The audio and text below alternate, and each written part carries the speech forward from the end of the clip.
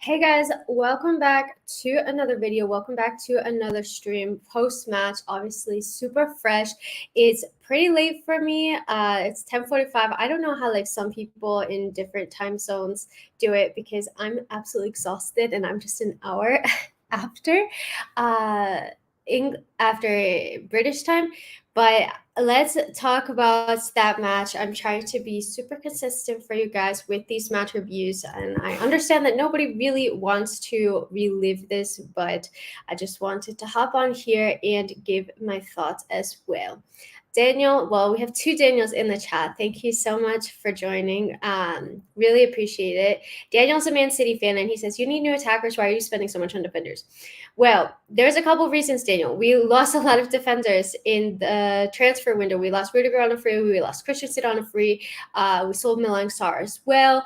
So that's 3 defenders that we need to replace. So given that we need to replace them, that's why we're signing so many defenders. And I think Marcus Alonso is probably going to leave. I think Emerson left. I'm not sure. So we have a lot of defenders that we're getting rid of, or not that we're getting rid of, but that we're selling or loaning out. And so we need to essentially replace those players, and that's why. And also with Ben Chilwell getting injured, we saw like we need to have reliable backups as well. The problem with Chelsea is that we need to reinforce like all areas of the pitch, and that's not going to happen in a single window. But I understand the focus on the attack, the focus on buying defensive players, because we haven't had as many midfielders or attackers leave the club.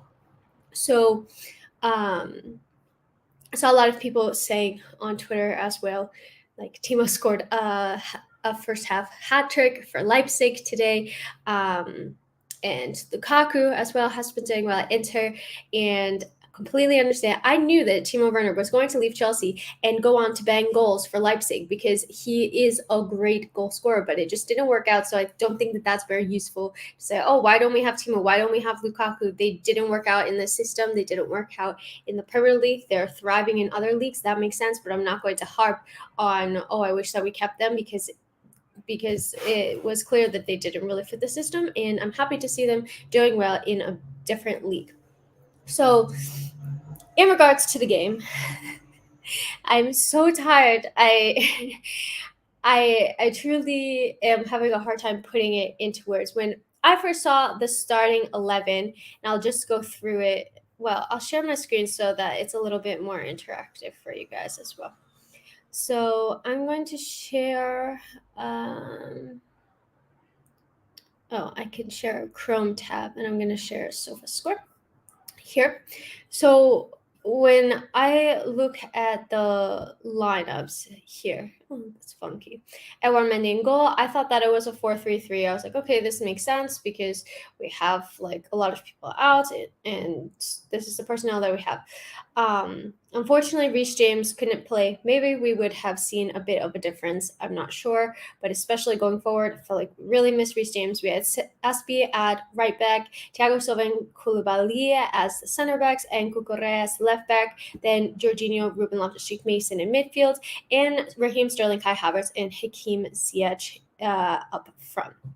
So a couple of question marks for me. I've seen rumors that Hakim Ziyech is going to be leaving the club either on loan or permanently. I'm not sure. Obviously, there's only a day or two left of the transfer window. But if that is the case, I was kind of surprised to see him starting. I think Christian Pulisic was touted to be the one staying out of the two. I'm not exactly sure.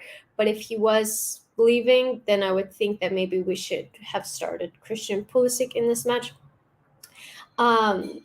There's nothing that we really could do, but the midfield, I feel like, is a massive area of contention right now. When we have N'Golo Kante fit, we can play well, because N'Golo Kante, first off, is like two players in one, and he's just incredible, and he helps to cover and sniff out danger, and he progresses the ball, and he's so good.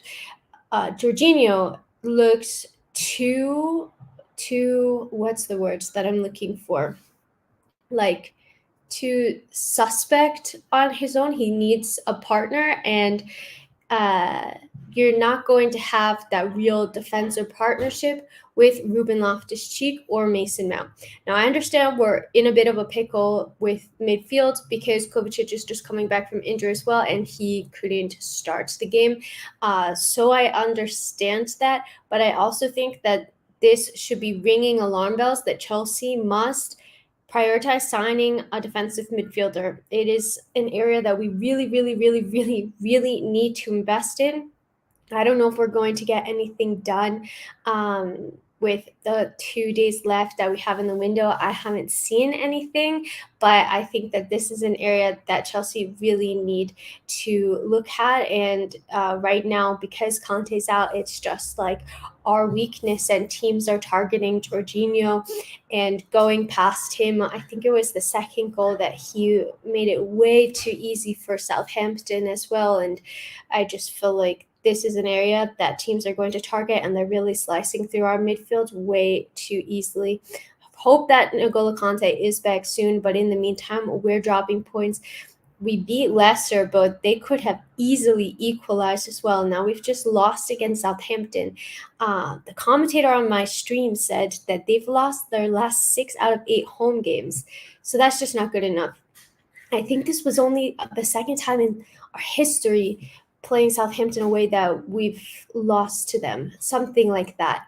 Somebody fact check that for me, but it's just not been a good enough performance from the team. So if I go into details here, you can kind of get a feeling of the heat map of minutes, so to speak. So like which team had more moments, and Southampton is green and Chelsea is blue. And you can see in the opening like 20 minutes or so, Chelsea were doing really well, and I actually thought that we were playing well, and Raheem Sterling got his goal, and I was super happy for him. 3 goals in 2 games, and then Southampton gets their goals, and then we just started, and we just didn't do much. We didn't do much here. The second half comes out, we didn't do much. Southampton looked more dominant, didn't do too much. Southampton really looked like they could score, and Thiago Silva had a brilliant save from the goal line, and it was like a back heel flick type thing that was insane. I don't know how it wasn't an own goal. I don't know how he knew exactly where to position himself, but realistically this could have been 3 or 4 to Southampton. And then you see in the final like couple of minutes Chelsea start creating chances, and I thought that Armando Broja actually did quite a bit in the time that he was on the pitch. So taking a look at some of the statistics here, ball possession, we had 68% to their 32%. But this is like so shocking to me. Total shots, we had 10, they had 9. They had 7 shots on target, 7. So this could have been way worse. And we only had 4 shots on target, 2 shots off target. Southampton also have more corner kicks than us. They have a lot more fouls. They have more big chances missed, counterattacks. We have more shots inside the box. Okay, they had more shots outside the box. And passes, we had more passes, but I don't feel like we did so much with it. And it was just pretty disappointing. If I look here, I'm just taking a look on who scored. For right now, I'm filtered by shots. So I can filter by shots on target. Raheem Sterling the most. Kai Havertz had 1. Broja had 1. He played way less minutes, and he had the same amount of shots as Kai Havertz. Mason Mount didn't have any shots on target, and then it just goes to defenders. If I'm looking at passing accuracy, Mendy, okay, Cucurella had good passing accuracy. Kovacic came on, he had 90% after 45 minutes, and I'm more interested in scrolling down to see Christian Pulisic 71%, Raheem Sterling 71%. That seems pretty low to me. And then touches, Thiago Silva had the most amount of touches, then Correa, then Koulibaly. And the rating here, no surprise, Thiago Silva, once again, best player on the pitch. Raheem Sterling second, and then Correa third. So I just like taking a look at this to kind of see, a rough gauge of how the statistics are rating these players, along with what I've seen as well. So overall, it's really disappointing. Southampton have leapfrogged us now. They're in seventh, we're in eighth, and I am a bit worried about this season because I feel that Arsenal have looked extremely strong. They have yet to lose or draw a game. They still have to play tomorrow. Man City, they have this ability. They have been conceding goals. They conceded 5 goals in their last 2 games, which maybe is a little bit worrying for Man City. But even though they went down 2-0 against Crystal Palace, they went and won the game 4-2. And that's something that Chelsea just haven't been able to do. They haven't been able to dig in deep and turn around a deficit. It's not something that I've really seen. I thought that we showed a good fight against Leicester, and I was looking for that fight against Southampton. And just wasn't there. I think it's a quick turnaround. Obviously, like, the players are probably extremely exhausted as well. I can't even imagine because I'm exhausted. But still, Southampton is a team that you should be beating. Spurs have looked really good as well. Obviously, Liverpool had a rough start. I think they're going to come back and be absolutely fine. So realistically, it's going to be so tight for top 4. These are the types of games that we really cannot be losing. And looking at our stats, 2 wins, 1 draw, 2 losses in the opening 5 games. That's just not good enough for Chelsea standards either. So where does the team go from here?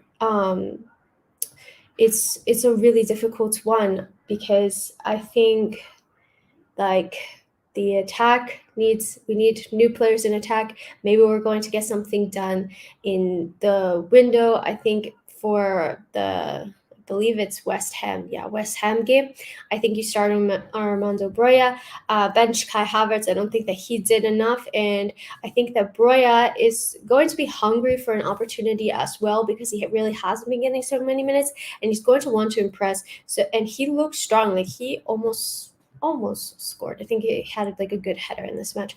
So if you get him on and he does well, then maybe that motivates Kai Havertz as well to have some competition for the spot. We're kind of in a rough place with the amount, the players that we have available, but we need to sort it out. So hopefully we can see some signings come in. I know Fafana is a defender, obviously, but hopefully bring him in. Hopefully another attacking signing. I don't really mind who it is at this point. I just want to see another attacking signing through the door because I feel like we need that creativity. And if Raheem Sterling isn't scoring the goals, I don't know where they come from. Maybe Reece James when he's on the pitch, but obviously he wasn't on the pitch today. So I think that those are things that Thomas Tuchel really needs to work on. If I were Thomas Tuchel, which I'm not, thankfully, because I couldn't handle the pressure of this job, but I would try to make Chelsea a defensive fortress again because I just feel that teams are scoring way too many goals against us, and that's something that when he first came into the job, it was one of the first things that he looked at and that he changed, and then we were impenetrable. Nobody could get past us. We kept so many clean sheets. We were winning games, not by much of a margin, but I think that's something that we need to just focus on. Just do not concede goals. We've been a bit sloppy defending set pieces as well. It just hasn't been good enough. So we need to get back to prioritize just getting the defense sorted so that we're not conceding goals, and then trying to figure out the pieces to make the midfield and the attack work. We've seen different formations. Like I said, I feel like we're really missing N'Golo Kante. Hopefully Kovacic is getting back to match fitness, because I feel like he's going to be making a big difference if he can start alongside Jorginho as well, and then sort out the attack. it's a tough one. It's a really tough one.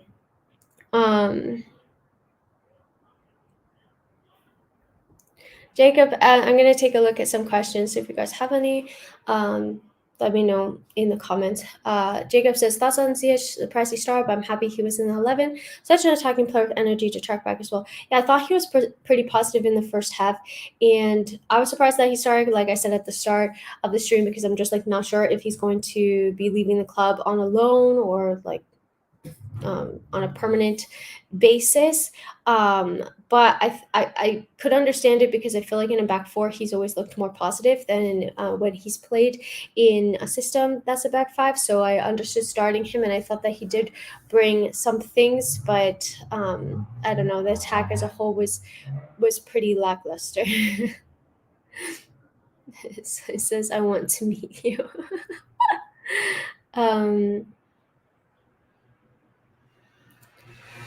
Darren says, get in a striker ASAP and a creativity midfield player. Tuchel can't play certain players out of their positions. It's so frustrating. I mean, I think the problem, honestly, is that we have like a lot of players from a lot of different managers. And so we're trying to like kind of play. If you play to the strengths of some of those players, then it's like playing others out of position. And then if you play to the strengths of the other players, then the other players are out of position, if that makes sense. So I feel like it's really tough because, for example, if we play a 4-3-3, I feel like Jorginho looks like he could be a potential weak spot. I felt like the center backs as well looked a bit shaky, more Koulibaly than Thiago Silva, but I felt like we had more space than we should have because in that back four. With a back four, though, you have Mason Mount playing more in midfield. I didn't think he had a good game, but just for example, I think he's better in midfield than he is on the wing, let's say. Hakim Ziyech is better in front three with a back four as well. So I don't know. If you play back five, then Jorginho looks better. The defense has more coverage. Maybe the wing backs help, but then the attacking options haven't been doing so much. So it's kind of like a give and take. I don't have the answer. I don't know. I don't know what Thomas Tuchel's going to go for, but he needs to sort it, and I think he will figure something out. But yeah, it's frustrating.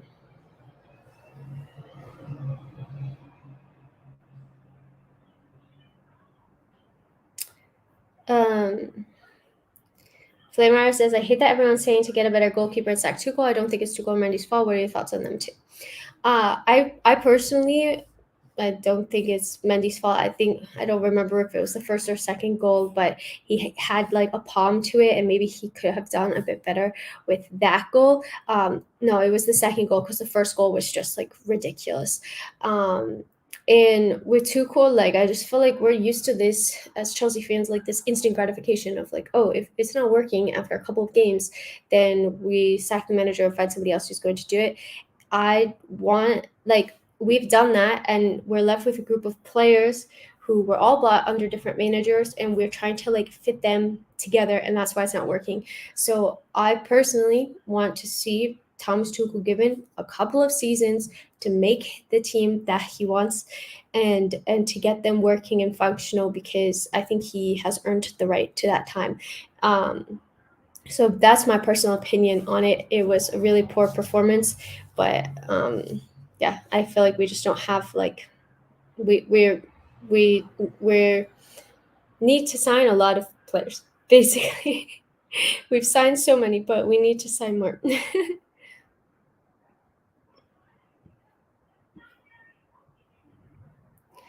Grizzly says, bro, yeah, needs to start for real. He would have scored that goal from the Ziyech assist that Havertz missed. Yeah, that was like such a good. That should have been an assist for Ziyech. And I was thinking, oh, if Haaland was on the pitch, like that would have been a goal. Like that kind of stuff. Like that's the difference. I think that was before they equalized as well. So like that could be the difference between going 2-0 up versus 1-1 easily. So I do think Brodia needs more game time. I do think that he will get more game time. Like I would be shocked if he doesn't start versus West Ham. I really would be shocked.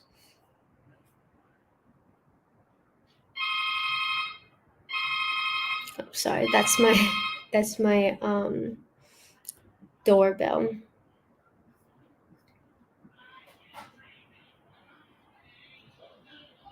Har says, should Tuchel already stop playing Havertz anymore? Hasn't he seen enough? Yeah, I mean, I think, well, Brea was out injured, like he's just come back. So I think that's probably a main reason why Thomas Tuchel has been playing Kai Havertz, and there really isn't anybody who can fill in that spot. Like maybe Christian Pulisic, maybe Hakim Ziyech.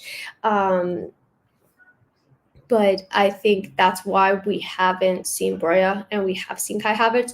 But I think that Brea showed in the few minutes that he was on the pitch what he can do. And I think personally, I thought that in the minutes that he was on the pitch that he had more opportunities than Kai Havertz. So I do think that maybe in the next game against West Ham, we're going to see Brea start the game. Fred says, poor transfer window. The only top 6 team not to improve their squad and not addressing our real issues. This is a recipe for disaster.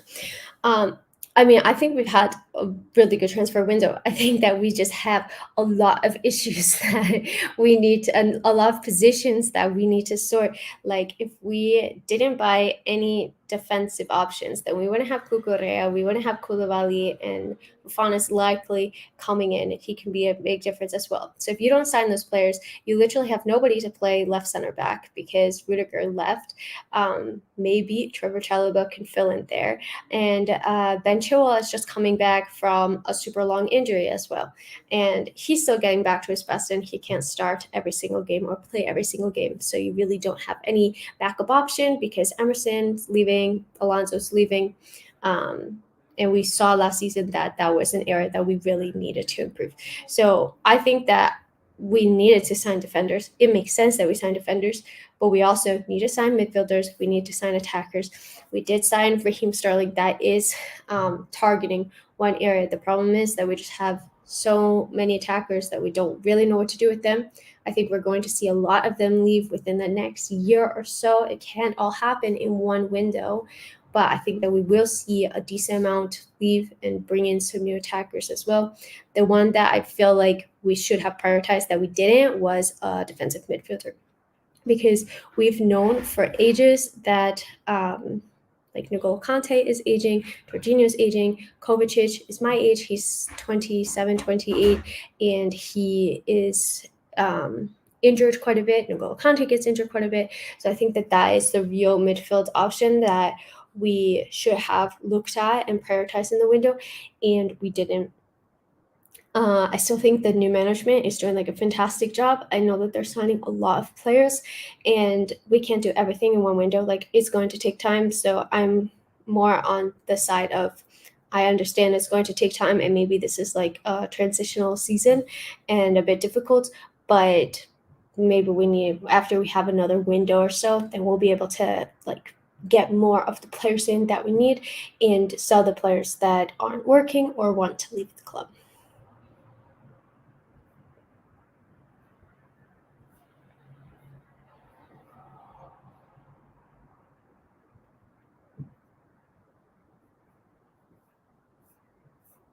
Yeah, I'm just reading through your comments. PB Talk says Man United said Casemiro, we should have been all over that signing. Yeah, that's something that I was thinking about as well. Like, to be honest, when they started linking Casemiro with United, I was like, no way is he going to go. Like, no way.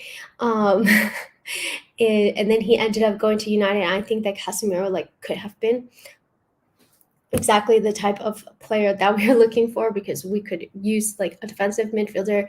He can play the ball. He has experience.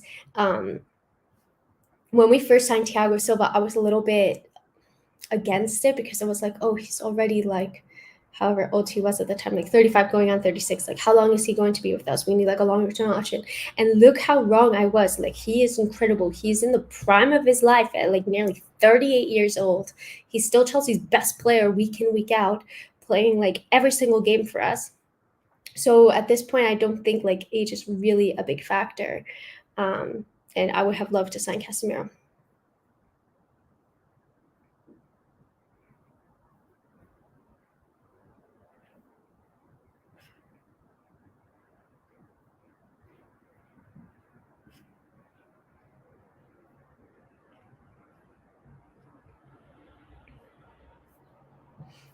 There's a lot of people arguing in the chat, and I'm not going to pull up negative comments, guys.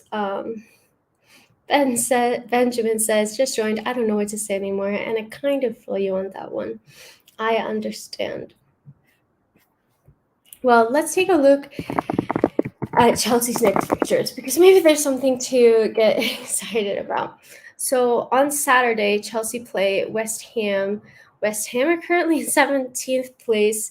They're having a poor start to the season. They just got their first win against Aston Villa, who also had a poor start to the season. Both teams have 1 win and 3 losses. So that's a match that we should absolutely be winning. Then we play Dynamo Zagreb away in the Champions League. Then we play Fulham. We should be beating Fulham as well, although they actually have been doing quite well, and I think that they just beat Brighton today. But Fulham, we should be beating Fulham. Then we play Salzburg in the Champions League, and then we play Liverpool. So I feel like we have 4 games that realistically we should 100% be beating. Watch us beat Liverpool because we always play well against the difficult teams and somehow pull one out of the bag. But hopefully it's something to kind of look forward to. Conor Gallagher will be available, I think, against West Ham. No, I don't have any news on the Ruben Loftus-Cheek injury. I'll check Twitter quickly just to see if there's anybody saying anything. It looked like he was just getting ice, so I would hope that it's not too serious. But I'll let you know if I see anything on Twitter. What do you think about Fofana? I think Fofana is going to be a great signing. I thought that Aspie struggled a bit today. I think he was playing right back, not right center back. But Fofana can play as center back or right center back. And I think that that's going to be massive for us. And then that also, when Reece James is fit, allows Reece James to play as right wing back so that Reece James can go and attack and provide crazy assists and score crazy goals. Okay. I'm looking on Twitter, just looking at Thomas Tuchel's press conference.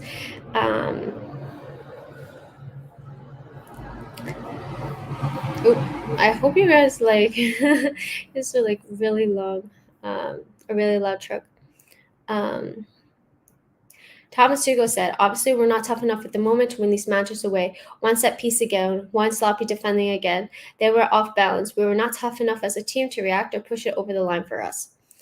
Thomas Tuchel on needing a focal point. It's not a question of striker, no focal point. As a team, we're not strong enough at the moment. Thomas Tuchel on needing signings. What it reminded me of was Juventus last season. We played a fantastic match last season, but then we had Chile out for 8 months and Conte out for 3 months. We had a fantastic match against Tottenham, but then our key player is out for 6 weeks. Connor's out, Ruben has an injury, Mateo Kovacic has an injury from preseason, and Reece wasn't here today. With our demands, it's simply like that. It would be more important if these key players are missing. We need to show a different mentality. Thomas Tuchel on being confident when players return. I can't dream about it if we have everybody back. We have what we have on the training pitch. This is what we have at the moment. He said, soft defending. There's no need to give shots away. Just toughen up as his team and show a different mentality. Someone asked if he's worried about the games coming up. He said, no, I don't fear any opponent. I know what we are capable of. This up and down, what we should against Leeds. It's not the face that we can expect to get. It's not the face that we can expect to get points away from home. On the last few months to blame, he says, the line is so thin before excuses and explanation. I don't want to go down this road because I don't want to give anybody, myself, staff, players, any room for excuses. And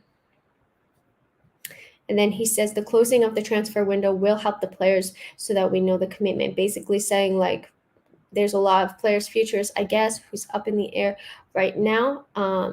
And after the transfer window, either they're going to be sorted and leave the club, the players will come into the club, or they're going to stay. So the players are going to know their future, and that's probably plays a big part as well. Like not knowing where you're going to be. Like Hakeem Ziyech, for example, like there's rumors that he's going on loan or being sold, and now he's just been asked. Like now he's just started a game for Chelsea. Like that must be difficult as well. Um, Raphael, I absolutely love the optimism. Thank you for this because I'm like so tired and like it's so easy to be negative after a game like this. So yeah, it's only August. It's the beginning of the season, but like we need to turn things around fast. We do need to turn things around. Um, Harsh says, will we sign Aubameyang after all the meetings both clubs have had? Will he be a good signing? Um, from the reports that I've read, it seems like maybe that's on hold because Chelsea would rather pay 30 to 35 million for like a 27-year-old 28-year-old Wilfred Zaha, then pay like 25 million for an Aubameyang, and he also would be on pretty high wages, I think. So I'm not sure if we're going to sign him. Aubameyang is a Premier League proven player. He scores a lot of goals. He scored a lot of goals for Arsenal. He scored a lot of goals for Barcelona in the season that he's been there with, or like half season that he's been there with them. He's played under Thomas Tuchel. Thomas Tuchel knows him. I was a little bit worried about how he left Arsenal, but I think like if Thomas Tuchel is targeting him and he's worked with him before, like that should not be an issue. And I don't think that Tuchel would bring somebody in who's going to like disrupt the balance in the dressing room. So I think that it could be a positive signing, obviously, depending on how much we pay and like how much like wages he has. Can't speak, but I don't know if it's going to happen. But I'm hoping that we can get at least like one attacking signing in. And it's so funny because we were linked with Gordon from Everton, and he's just gone and scored like 2 goals in 2 games. So I asked, when's Nicole Conte returning? I think like 4 weeks. It's wild. He's injured. It blows. Jameer said, once we get all of our transfer in is when we really know what this team is capable of doing this season. Yes, absolutely agree. Guys, there's 85 of you currently watching. If you're not subbed to the channel, please sub. I have been posting videos almost daily on here, as well as Instagram, TikTok. So make sure to check me out on my other socials as well. But if you aren't subbed to the channel, make sure that you hit that subscribe button right now so that we can start aiming for 13K. I just hit 12K and it's really exciting. So thank you so much for 12K. Let's start going for 13K. Make sure to like this video as well so that other people can find that my content and my videos. Spend like a lot of time researching everything and putting time into it. So yeah, if you like my content, please help me out. Like, comment, all of that good stuff. Okay, back to the comments. Yeah, Jacob said one central attacking signing. That's the key thing. Yeah, I hope that we make at least one. I really hope that we do. So let's see. Thank you, Ron. I really appreciate it. I hope that you enjoy it. I know that it's not the funnest thing to talk about after a Chelsea loss, like to hop on here and talk about the game. I do try to be like as positive as possible and kind of like give the facts and be critical of the team.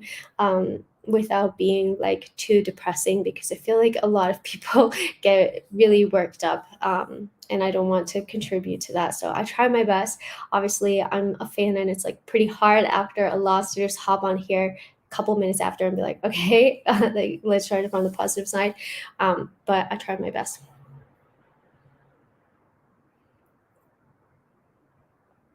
Farhan said, this game is definitely a wake-up call for Tuchel, and the players have to get back to the drawing board. Yeah, I think like there's just like we have so many like players out, and it's just hard because like I said, like we kind of like we're trying different formations in the back five.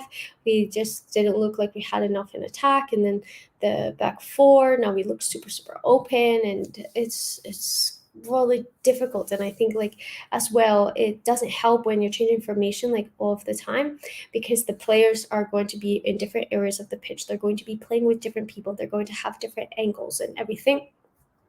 And I think that must be difficult for the players to be able to adjust every couple of days, because we do have games every couple of days now, to adjust to different areas and different positions and who they're playing with and who they can expect left to them and right to them and behind them and everything, to develop chemistry with them. So I can imagine that it's difficult.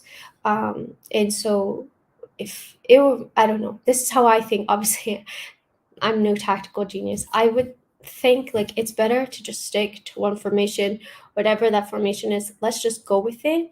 I think like there's a balance between being tactically flexible and also like changing things too much, which can make it difficult for the players. Right now, I don't really know which formation is best. I would think maybe a back five, because that's what Chelsea have played like the majority of the time that Thomas Tuchel has been manager. But it's up to him to decide. Thank you for the super chat, Raphael. I really appreciate it. Sorry, my voice is like going so itchy from talking for a 35-minute stream. Diaka asks, who's your favorite player who's still on activity? At Chelsea, it's Aspie. I am a massive Aspie fan. I'm trying to think of like my next favorite player, because I feel like a lot of people know that I love Aspie.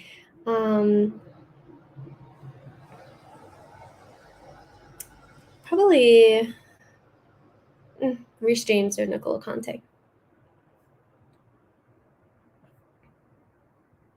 Harsh says Thiago Silva keeps getting respect after each game, playing two full games in such a short span of time at this age. The team owes him a good run of excellent performances. Feel bad for him. He's been phenomenal. I don't know if you guys saw like the TikTok that Chelsea posted that was like with the song like, oh, like you're amazing, and Thiago Silva was like, I will keep trying to do my best for the team, and it was super sweet. I just cannot believe the level of performances that we've seen from Thiago Silva. Honestly, he's incredible. I would love to see this as well. I feel like maybe we'll see him brought on if we're not losing a game. Let's see.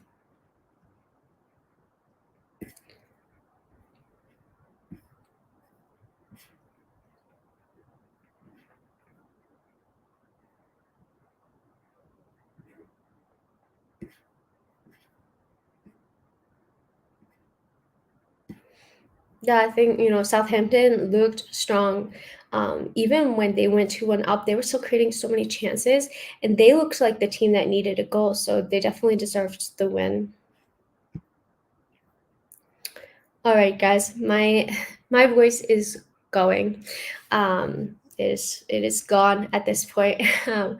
But I hope that you somewhat enjoyed the stream. I know that it's difficult to enjoy after a Chelsea loss. I hope that my thoughts brought a bit of clarity as well. And I guess like we'll just have to see. Well, transfer deadline day is in 2 days, so we're going to see if we bring any more players in, if anybody else leaves the club. And I think hopefully that's going to settle a lot of members in the team.